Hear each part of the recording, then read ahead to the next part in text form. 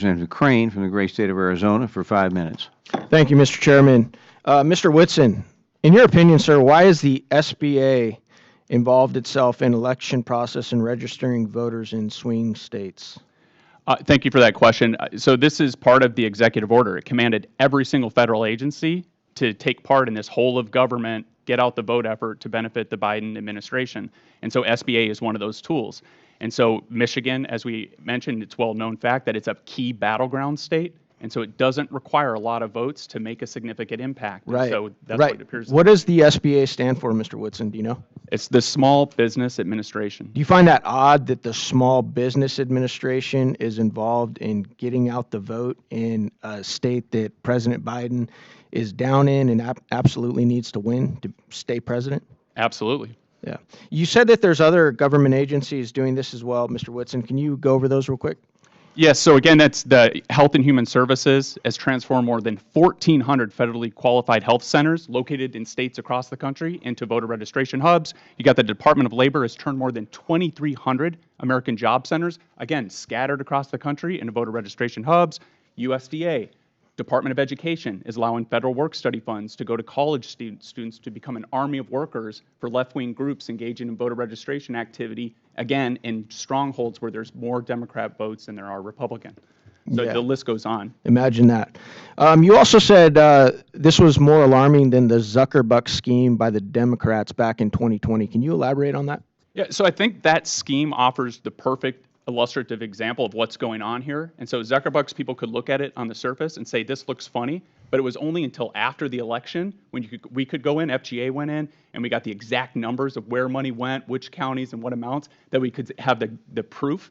And so this is that same scheme, but instead of $400 million, it is the unlimited funding, resources, reach, and power of the federal government and its agencies in every state. So it's Zuckerbucks on steroids. And we don't even know how much they're spending yet, do we? Because they won't be transparent about it, right? That's exactly right. That's what I thought. Ms. Morales, why do you think the SBA is involving itself in, Mr. Morales, why do you think the SBA isn't involving itself in your state, in Indiana?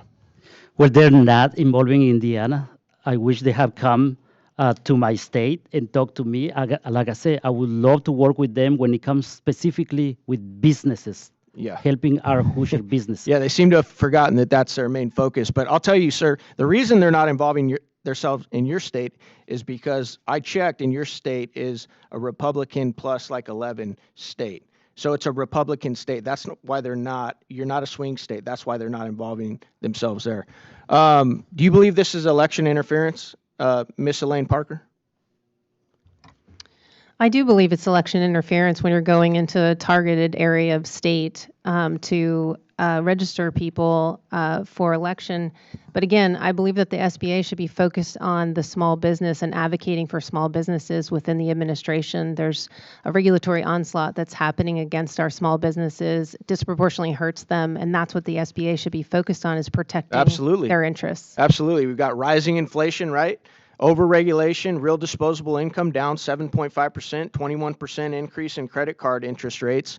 But according to Tyler Robinson, who happens to be the special advisor to Administrator Guzman, Robinson claims in a video, this is him saying it, not me, that SBA Administrator Guzman is the most traveled cabinet member, visits battleground states with Democrat members of Congress to help them and Biden get reelected, and that she indirectly campaigns for the president by announcing or highlighting investments in certain communities by the Biden-Harris administration to sway support. But our Democrat colleagues will have you try and convince you to believe this stuff isn't even going on.